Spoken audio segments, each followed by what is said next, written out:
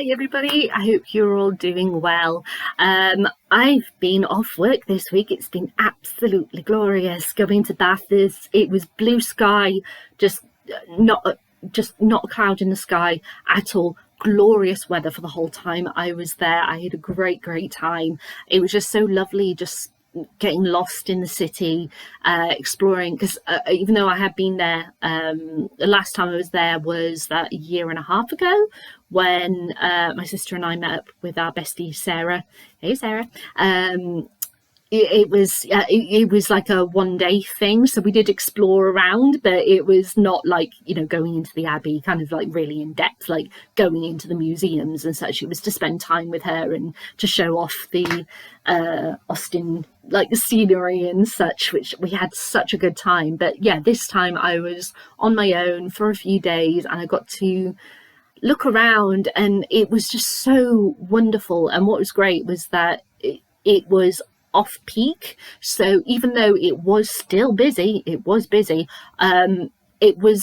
incredibly calm at the same time. I've seen it like so crazy that like when you go to the Royal Crescent, that you could not, there's a massive load of green space that you can just, you know, sit and whatever.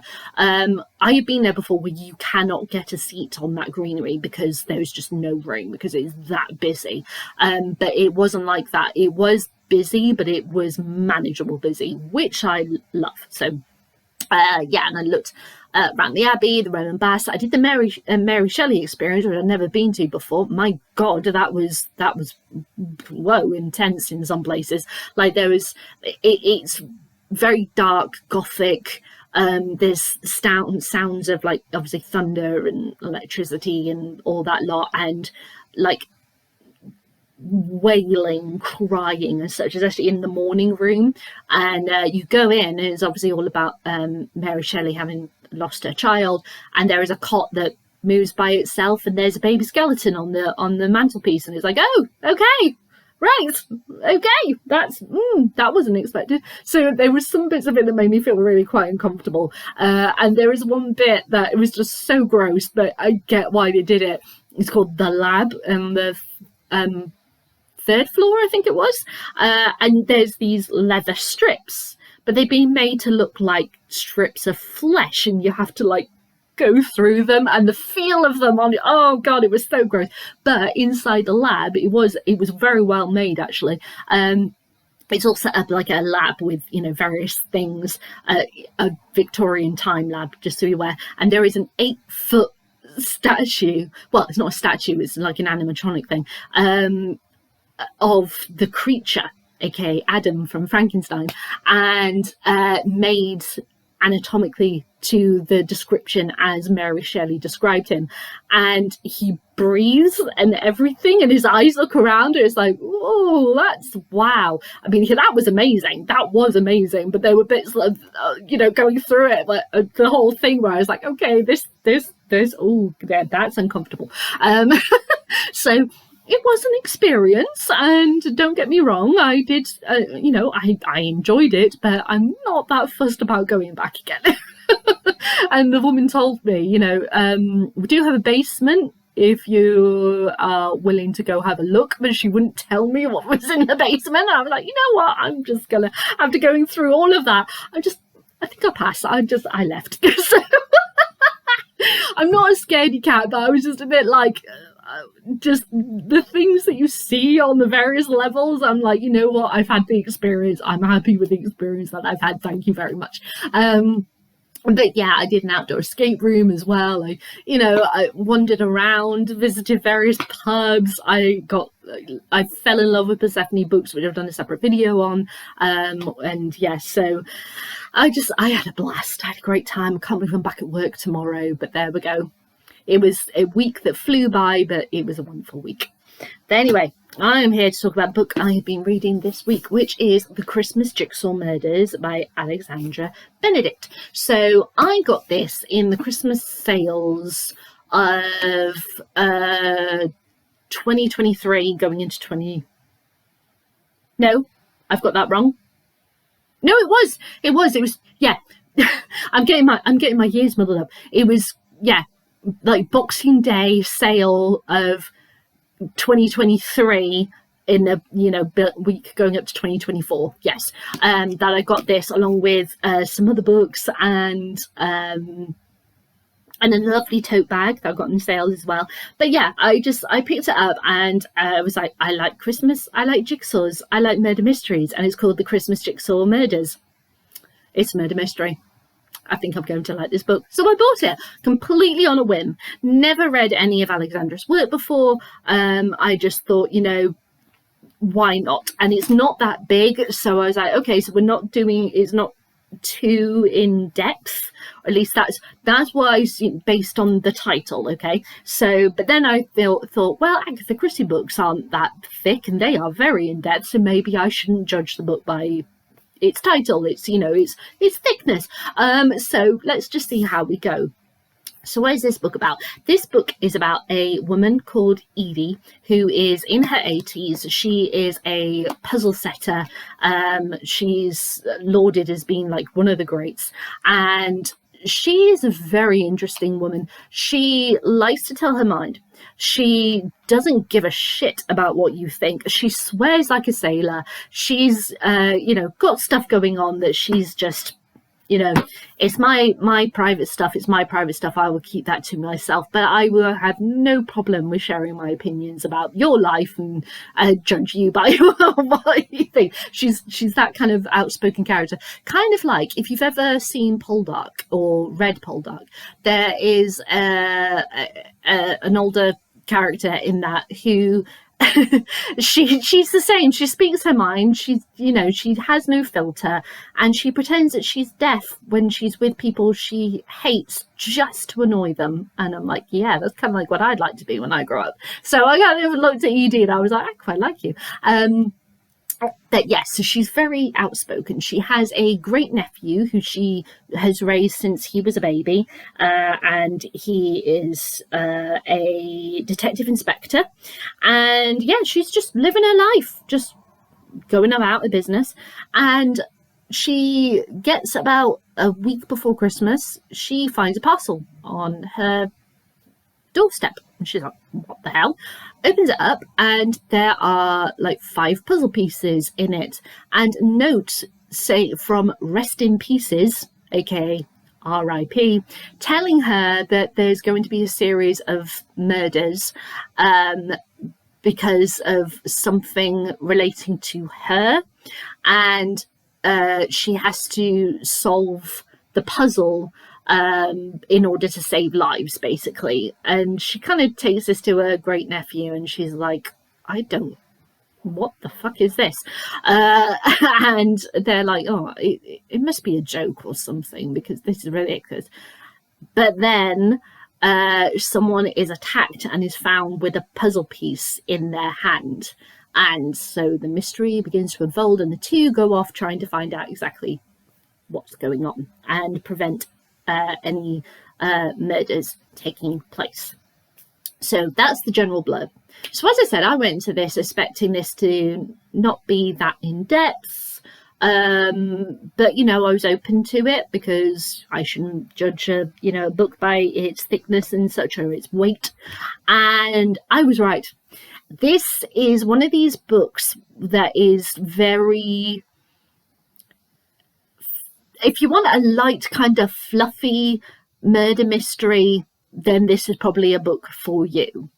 This is not a book for people, I think, who are like big fans of like gritty crime, like, the P.D. Jameses or the Agatha Christies and such as that. This is, or Anne Cleves. This is very light and fluffy. I think the equivalent that I can think of is BBC One during weekdays about 2:00 in the afternoon usually put on something like Father Brown, or there's the Shakespeare and Hathaway, which are these, detective mysteries, but it's very light and airy. It's very easy listening. You could have it on in the background and be playing on your phone and still be able to keep up, kind of thing. That is not a criticism of those shows, just to be clear, because I really quite enjoy Shakespeare and Hathaway, given I love Shakespeare and everything. But I'm just saying, it's that I watch those things when I just feel like I need something that's light and simple. I'm not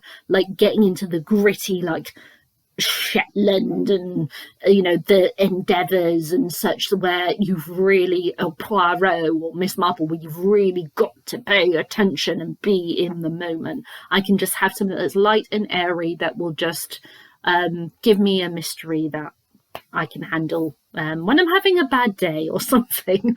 And this is the book equivalent. So it didn't satisfy me. Now, but I have very mixed feelings about this book.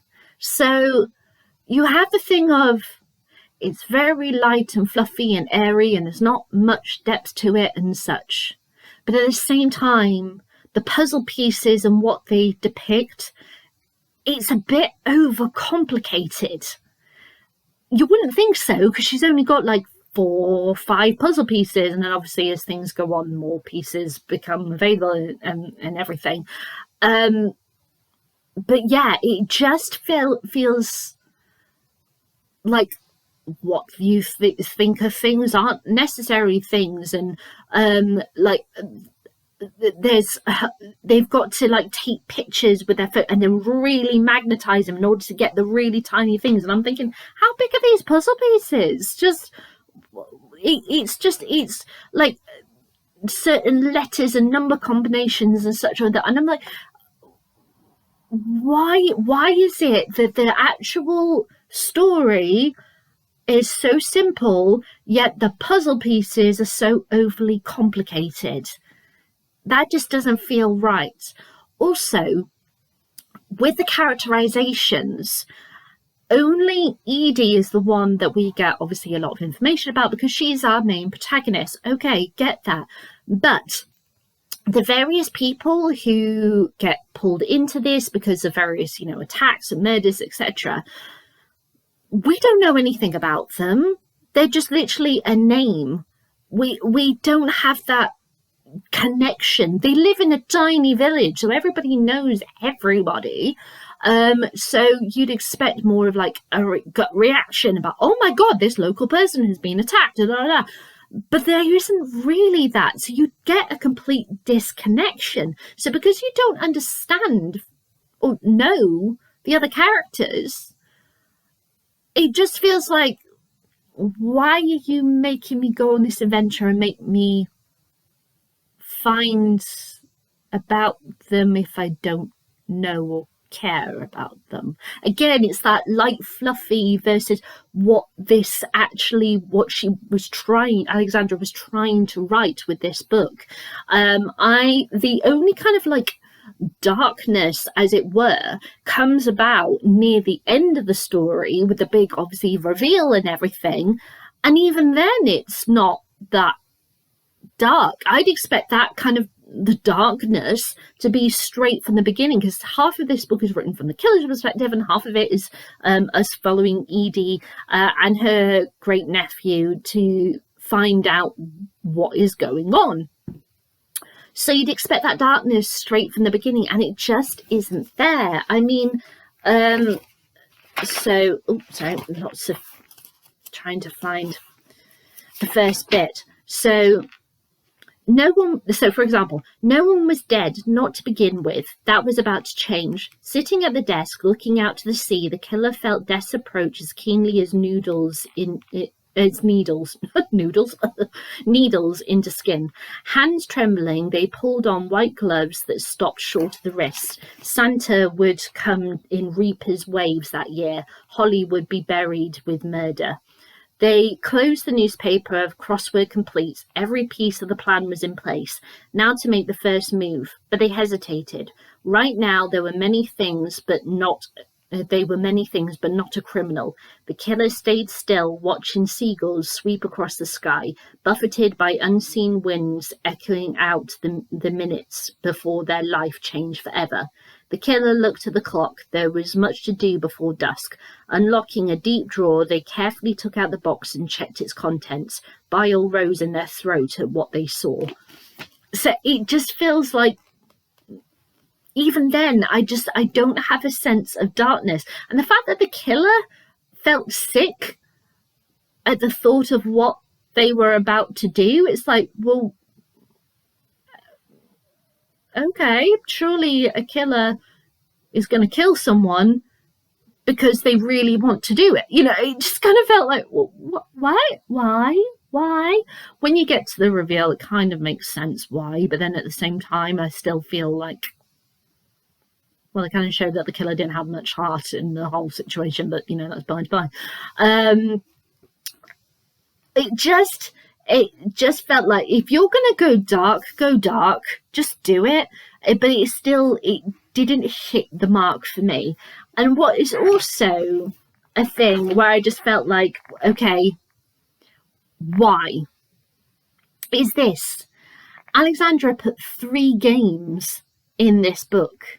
So game 1, anagrams of novels and Christmas stories are one of my favourite writers, Charles Dickens, are scattered throughout this novel. I've given the chapter in each one where each one is found as a hint, and we'll give the solutions at the end of this book. Okay. Game 2. In honour of the brilliant Christine McVie, who died in 2002, I've scattered the titles of 15 Fleetwood Mac songs throughout this novel. The songs and their locations are revealed at the end of this book. Okay. Prize 3. At the top of each chapter is a jigsaw piece containing a letter or a character. Rearrange the pieces to make a well-known Christmas song and its singer. The first to tweet me on Twitter or mention me in Instagram/threads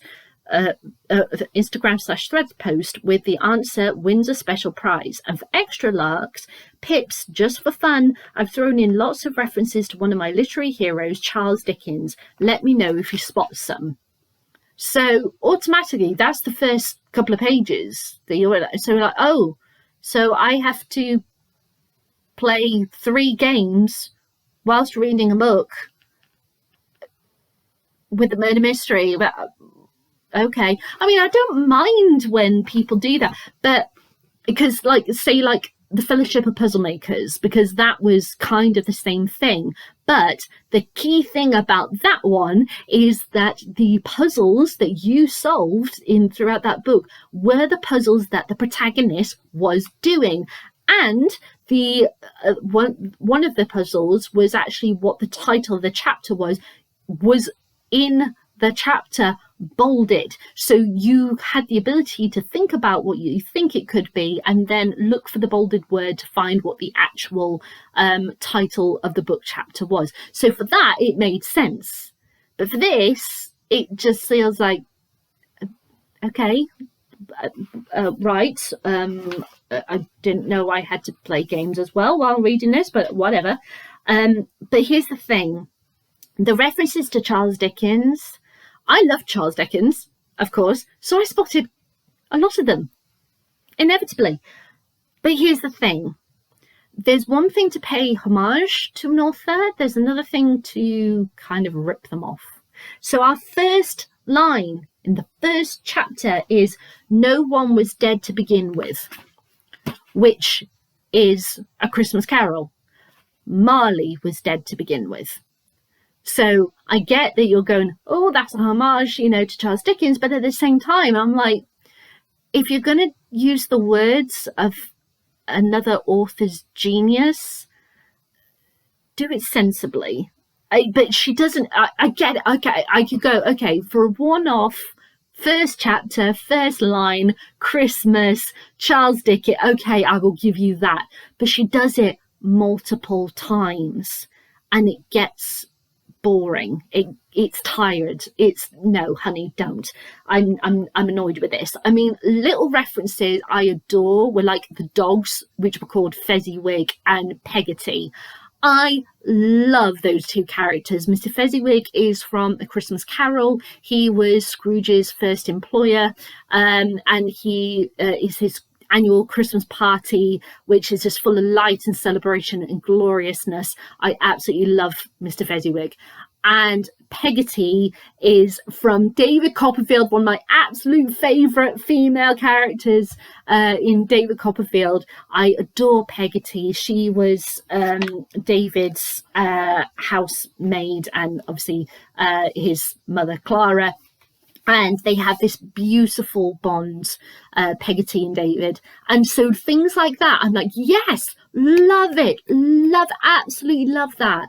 But then using full sentences of Charles Dickens and just changing one word, that kind of bugs me. It really does. I will give you like once, maybe twice as a cutesy thing to do, but I kind of feel like that's enough. That is enough. Unless you're doing like something like Pride and Prejudice and Zombies, where the entire book is written in the style of Jane Austen and they've just done things that relate to zombies and such throughout. Unless you were doing that, leave the words of another author's genius alone. That's my irk. It's an irk. I know it's my thing alone. I don't expect everyone to feel the same way as me whatsoever, but I'm just like, that's another man's genius. Leave it be. There's a reason why he is so great. Just back away. That's my thing. So it's a story that is just, I just feel like it's too light and fluffy. Alexandra kind of goes like, look at my cleverness at what I'm doing here, but it's not actually clever. It's not dark at all. I didn't feel suspensed at all.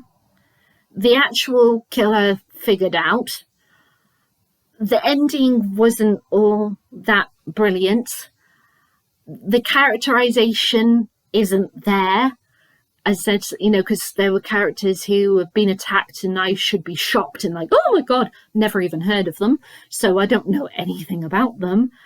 And it just felt like Alexandra just didn't know where she wanted it to sit. And I've looked this up on the internet. Goodreads had it as 3.4.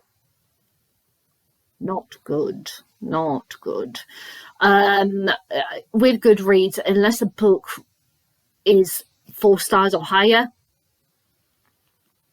it's not good. And this is 3.4. And people were saying who have read Alexandra's other books, this is the worst one out of the apparently this is her third Christmas related one, and this is her worst one. So yeah, I'd be interested to see what the other ones are like. But I did like the protagonist, because even though yes, she is like a Scrooge in a sense, I love the fact that she is an older female character who swears, who does not give a shit about what people think, who has opinions and is vocal about them. So there is like strength, but at the same time it's kind of it's this in this weird limbo of it not quite knowing what it is, and the complexities versus the style of writing. It's not even. That's the thing about light fluffy crime stories that you get like Father Brown and such as mentioned, that they have that thing all the way through, all through the plot, the characterization, the clues, everything. It has to go all the way through. And as I said, Alexandra's like, okay, I'm like here with stuff. Whoa, we've got a really complicated puzzle piece. Then we're going to come down. Whoa, we're going to go. It just kept on doing that, and it just left a bad taste in my mouth because of it. Oh, one thing I forgot to say, really loved the LGBTQ representation in it. There's a lot in there, which I really, really loved. And the whole adopting storyline that goes through. I did like that as well. But yeah, those the things that I came out with as being great in this book was character of Edie, because I just really liked that kind of boldness in a female older character, and yeah, that adoption storyline. So the main plot of the murders and all that lot weren't amongst my favorite things in this book. So yeah. So those are my thoughts on The Christmas Jigsaw Murders by Alexandra Benedict. It's time to ask my usual questions. Would I read this again? Nope, I'm really not that fussed about reading it again at all. Would I recommend this to someone? If you wanted someone who really like desperate, you know how sometimes when you get like a reader's block and you just need something, or maybe like something for the Christmas period or whatever, just a short, very kind of palate cleanser-esque, it doesn't have to be anything too in depth, you just need something just to help you through something, whether that be like a reading block, or I'm just trying to think examples, like you're going away for a bit and you just want something that can just get you through a short period, then I might say yeah, but I wouldn't recommend it otherwise. I wouldn't recommend it to like people who I know who write like dark, gritty stories. Yeah, this isn't like a Happy Valley, as for another TV example. This isn't a Shetland or a Happy Valley or anything like that. This is Father Brown who tries to make stuff overcomplicated and so loses it quite a bit. Would I read any more of Alexandra's work? Now, I always say that an author should be given a second chance. I've never read Alexandra's work before, so therefore I would read more of her stuff, but I think I might have to give it some time to let this one go out of my system before I give it another go. And I'd research her books online before I went back to look at her other works, because if this is deemed like her worst one, I'd want to find out what is deemed her better ones to then pick from. So there we go. There's my thoughts on The Christmas Jigsaw Murders by Alexandra Benedict. Have you read this book? Let me know what you think. Leave comments below. Give thumbs up, thumbs down. Tell you later decide. And I'll be back with my thoughts on my next read, which is the beautiful The King's Painter by Fanny Moyle, which is all about Holbein and is just full of beautiful paintings, which I'm so excited to read. It's quite a chunkier one, but as I said, a load of paintings are in this, so I don't know exactly how long it'll take me to get through, but I'll be back as soon as I am done with my thoughts on The King's Painter. All right then, everyone. Bye.